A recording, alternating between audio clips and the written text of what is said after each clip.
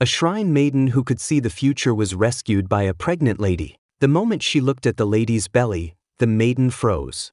At a single glance, she saw the child's fate, a girl as beautiful as the moon, destined to possess an unimaginable secret of wealth and prosperity. Before she could congratulate the lady, the maiden's face grew grave again.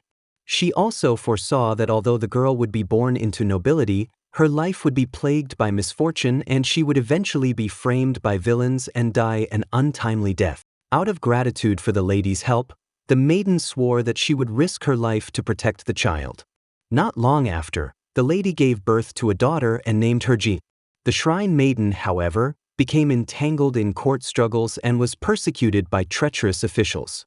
On the verge of execution, she looked up to see two suns appear in the sky, an omen that two kings would rise in Joseon and that the moon caught between them would face an even more turbulent fate.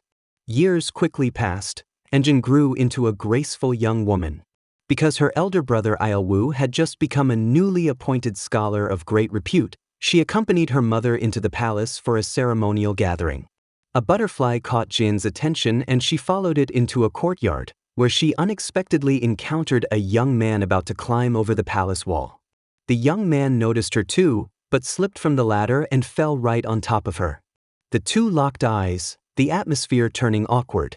Jin saw the objects scattered on the ground and mistook the young man for a thief, crying out loudly enough to alert nearby guards. Without giving her a chance to explain, the young man grabbed her hand and dragged her away. After running for some distance, he finally shook off the guards. This only convinced Jin even more that he was a thief. Helpless, the young man lied that he was simply looking for his elder brother, an illegitimate son unacknowledged by their father, a man of great talent but denied the chance to prove himself. Jin felt sympathy and comforted him, while criticizing the state's unjust system. Her bold words surprised him deeply. When Jin was preparing to leave the palace, the young man had a maid deliver her a small box. Back home, Jin opened it to find a riddle he had written. With her intelligence, she solved it easily and realized his true identity. Remembering the reckless things she had said earlier, she was so startled she collapsed to the ground. At that moment, another man was watching her intently, Prince Yang Ming, the illegitimate elder brother mentioned earlier. He had secretly admired Jin for some time, while the young man from the palace wall also could not stop thinking about her, captivated by her honest character and longing to meet her again.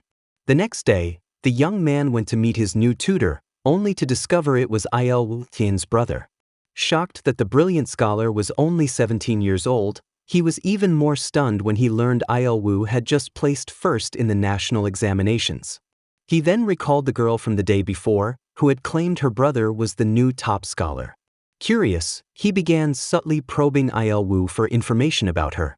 Meanwhile, the princess, who harbored feelings for Ilwu, petitioned the king to let him serve as her tutor, but the king refused. A powerful official witnessed this rejection and began plotting. During the next court assembly, that same official suggested finding a companion reader for the princess. When the king asked for candidates, a minister immediately proposed Boare, the daughter of Kim Young-soo. The king recognized the political maneuvering behind this and countered by adding Ilwu's sister, Jin, to the candidate list. This move alarmed the Queen Dowager, who realized the king was deliberately curbing the influence of the outer clan. Determined to secure her own faction's power, she resolved to push Boare into the position of crown princess consort. When the two girls were presented, a court diviner was stunned. Jin radiated a bright white light, the legendary aura of a future queen. But before he could recover, Boare appeared, cloaked in a powerful black aura that seemed to overshadow Jin's glow. The Queen Dowager met both girls. Boare, daughter of Kim Young-soo, was her carefully chosen candidate, but Jin's unexpected presence disrupted her plans. She ordered the diviner to secretly observe, to see who truly carried the queen's destiny. The diviner remembered a promise she had made years ago to a friend, to protect a girl who bore the queen's aura. Now, she finally realized that girl was Jin. After the two left, the Queen Dowager asked for her verdict. The diviner, however, told her Boare would become mistress of the harem, which pleased her greatly. While serving as the princess's companion reader, Jin grew closer to her because the princess admired Ilwu. Boare, on the other hand, grew increasingly jealous and insecure, especially after discovering that even the young man she fancied seemed drawn to Jin. Frustrated, Boare complained to her father, but Kim Young-soo felt helpless. When he sought advice from the Queen Dowager, she dismissed his worries, reminding him that royal marriages were never about personal feelings, but political power, and that she alone held the authority to decide the crown princess consort. A few days later, during a grand assembly, the king shocked everyone by announcing that all unmarried girls over 12 would be included in the crown princess selection. This unprecedented decree broke the Queen Dowager's long-standing monopoly over the harem's affairs. That night, a lavish banquet was held in the palace, where strange omens and new rivalries began to unfold. Suddenly, the festivities were interrupted. The royal diviner urgently warned Jin to leave the palace immediately and not to take part in the crown princess selection. A masked man appeared before her, pulling her away from the banquet. When he removed his mask, it turned out to be the crown prince himself. He confessed his feelings to Jin, who was deeply moved. She assured him that she would indeed participate in the crown princess selection. The next day, Prince Yang Ming went to the king, requesting to marry Jin, the daughter of Ailwu's family. But the king flatly refused, because Jin was already promised to the crown prince. Frustrated, Yang Ming had no choice but to leave bitterly. Not long after, the king encountered the princess, who also came to beg for a marriage grant, this time asking for Jin's brother. This put the king in a difficult position. Ailwu was his personally appointed top scholar, chosen to aid the crown prince against the powerful outer clans. If Ailwu married the princess, according to custom he would no longer be permitted to serve in politics. Yet the young princess could not possibly understand such matters of state. That night, Yang Ming secretly visited Jin. He asked if she would be willing to leave the capital with him. If she agreed, he was willing to renounce his royal title and live an ordinary life with her. But Jin thought he was joking. Smiling bitterly, Yang Ming admitted it had been a jest, wished her happiness, and left without turning back. The long-awaited crown princess selection then began. After several rounds of competition, 3 candidates remained. In the final stage, the king himself would pose the decisive question. The king asked the 3 girls only one question. If you were to measure me in terms of money, how much would I be worth? The first girl, unfamiliar with money, could only give an exaggerated answer. It was not what the king wanted. The second girl replied, "Your Majesty's virtue is as lofty as the mountains and as vast as the seas. No amount of gold can measure it. Only if something greater than mountains and seas existed could I answer such a question." Her response was elegant and flawless, yet the king still seemed unsatisfied. Finally, it was Jin's turn. She answered simply, "Your Majesty is worth but 1 coin." The court erupted in shock, and the Queen Dowager smirked with disdain. But Jin calmly explained, "To a wealthy lady with countless riches, a single coin seems worthless. Yet to a destitute commoner, a single coin is a priceless treasure. To the people, your Majesty's existence is like that single coin, immeasurably precious." Her words struck directly at the king's heart. Without doubt, Jin won the selection for crown princess consort. The king was relieved and proud, certain that he had chosen wisely. But the Queen Dowager's face darkened. She summoned the royal diviner in secret, ordering her to use sorcery to eliminate Jiayin. The diviner hesitated, for she was bound by an old oath to protect her. Yet the Queen Dowager threatened her with the lives of hundreds of people in her care, leaving her no choice but to obey. A few nights later, the Queen Dowager personally brought Jin's clothing and her birth date details to the ritual chamber. The diviner burned the birth papers and began chanting. A cloud of black mist rose from the incense burner, shot out of the chamber, and swiftly entered Jin's quarters. The dark mist wrapped itself around her neck, choking her. Jin struggled to crawl toward the door but soon collapsed unconscious. The diviner told the Queen Dowager that Jin would soon fall gravely ill and die within days. Satisfied, the Queen Dowager smiled coldly. She then entered another chamber, where the trembling princess awaited. It turned out the princess had struck a bargain with the Queen Dowager. If she delivered Jin's clothing and birth details, the Queen Dowager would help her win the love of Ailwu. Naive and desperate, The princess had unwittingly become an accomplice in harming Jin. Soon, Jin's health declined rapidly. Even the royal physicians could not diagnose her illness. Ministers began to pressure the king, and Kim Young-soo declared that Jin's condition was an ominous sign that she must be expelled from the palace. The king resisted, but the mounting pressure from his officials forced his hand. When the crown prince tried to visit Jin, guards blocked his way. Helpless, he could only watch his beloved being taken away. Even the renowned physician brought in by Ilwu could not identify the cause of Jin's illness. Jin's condition grew worse by the day. The crown prince secretly slipped out of the palace and came to her chamber. Seeing her frail and haggard appearance, he was overwhelmed with grief. He gave her a phoenix hairpin, asking it to protect her in his stead. Tearfully, Ian bid him farewell. The ministers once again urged the king to appoint another crown princess consort, leaving the king with a throbbing headache. Meanwhile, Jian's illness worsened. She began to cough up blood. Her father, unable to watch his daughter suffer any longer, struggled with the decision but finally resolved to end her pain. Carrying a bowl of medicine into her room, he trembled with sorrow. And wise as she was, seemed to understand. Instead of resisting, she comforted her father and told him not to grieve. With tears streaming down his face, he supported her gently and helped her drink the poison. As the deadly brew coursed through her body, Ian continued to console him until her voice faded. The family, devastated, buried her. Yet that very night, Jin awoke inside her coffin. Panicked, she clawed at the wood, gasping for air until she fainted again. A man was digging up her grave. Watching nearby was the royal diviner. Soon, another figure stepped forward, Gain's trusted maid. It turned out this was the diviner's secret plan all along. He could not defy the Queen Dowager's order to kill Jin, yet he also could not betray his old vow to protect her.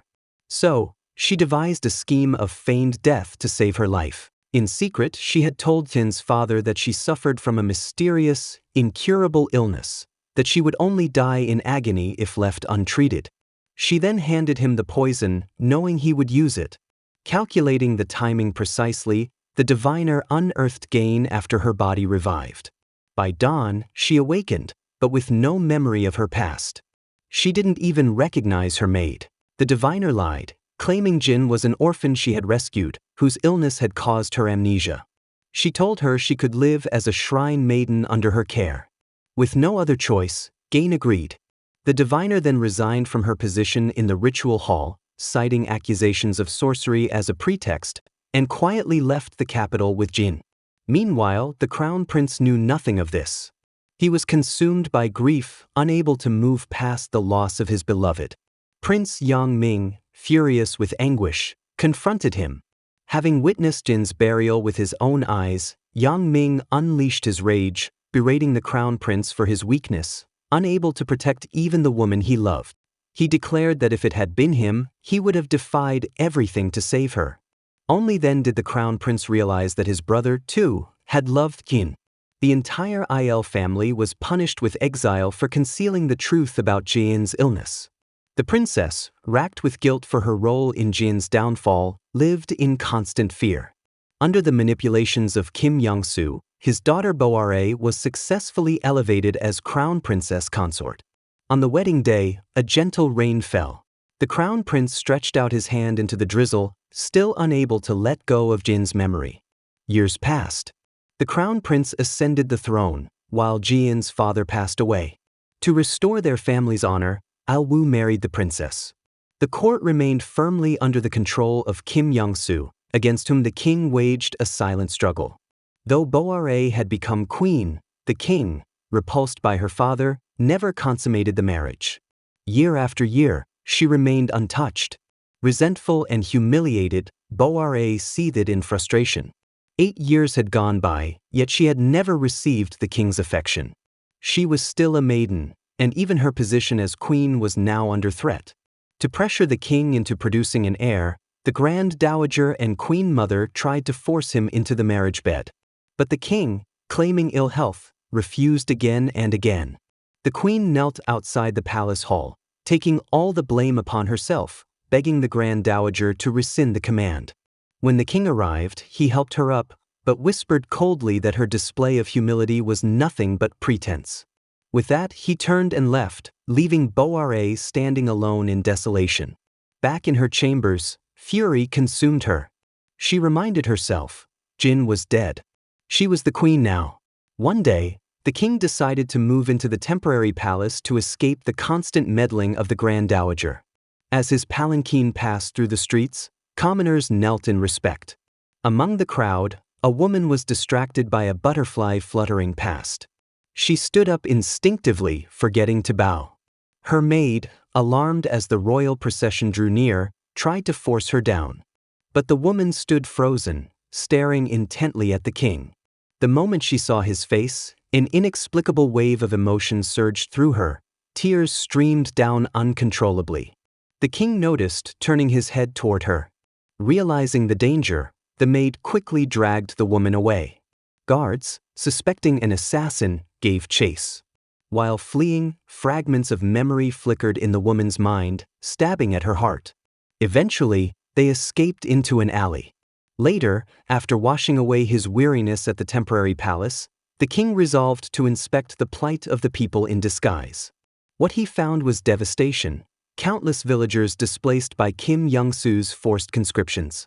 A boy revealed that the conscription was supposedly for building a residence for the Grand Dowager, but the truth seemed darker. While pondering this, the king noticed he was being followed, no doubt by Kim Young-soo's spies. He and his guard fled into the mountains. As night fell, rain began to drizzle. Standing in the mist, the king thought of the. Looking into the forest, he froze.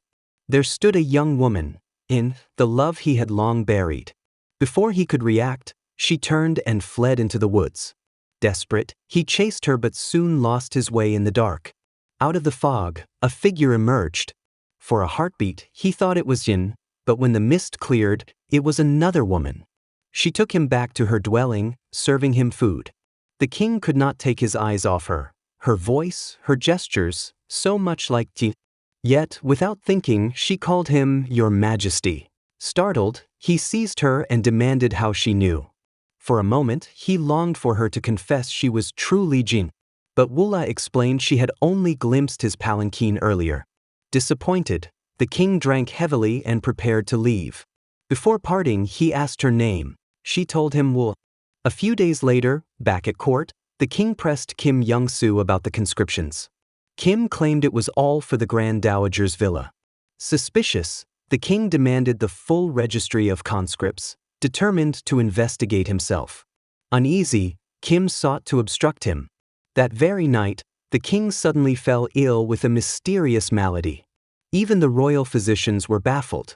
Desperate, the Grand Dowager sought supernatural aid, summoning the reclusive court diviner. But he refused. To force his compliance, they abducted his apprentice, Wu. She managed to escape midway, only to run into Prince Yang Ming. Mistaking her for Jin, he was stunned. Before he could question her, pursuers arrived. Yang Ming fought them off, urging Wula to flee. But she was soon captured and taken to the royal shaman hall. Advisors then suggested to the Grand Dowager that Wula, whose fate supposedly aligned with the king's, should be placed beside him as a talismanic shaman, someone to absorb his misfortune. That night, Wula was blindfolded and brought into the king's chamber. In his sleep, he whispered Tin's name. She placed her hand on his brow, and suddenly visions flooded her mind. It was his dream. By morning, the king awoke feeling revitalized. At court, he demanded once more the conscription lists. Kim Young-soo presented a forged registry, perfect in every detail. But the king saw through him. Later, inspecting a conscript's calloused hands, he recognized the marks of sword training. The truth was clear. Kim Young-soo was not building a villa. He was secretly raising an army. To shield Wula from danger, the court diviner reluctantly agreed to return to the royal shaman hall. That night, Wula once again entered the king's bedchamber. Just as she placed her hand on his forehead, the king's eyes snapped open. He flipped over, pinning her beneath him. Startled to see a strange woman in his chamber, the king demanded to know why she was there. As the candles flared to life, he recognized her, the shaman he had met days before. Wula explained she was assigned as a talismanic shaman, sent to ward off his misfortune. But the king was unconvinced. Her face, so hauntingly like Jin's, made him suspect a trick by Kim Young-soo to weaken his resolve. In anger, he ordered Woo-ah thrown into the dungeons. Another shaman ran to the court diviner, pleading to tell the king that Woo-ah was none other than the long-lost Yi. But the diviner silenced her. If Woo-ah's true identity was revealed now, in such treacherous times, she would be doomed. Without Woo, the king's knights were restless. He dispatched his guards to investigate her past. They returned with a report. Woo-ah had indeed been registered as a palace shaman 8 years earlier, long before Kim Young-soo's schemes. Even the chancellor himself knew nothing of her existence. Relieved, the king ordered her release, restoring her as his protective shaman. But word reached the queen.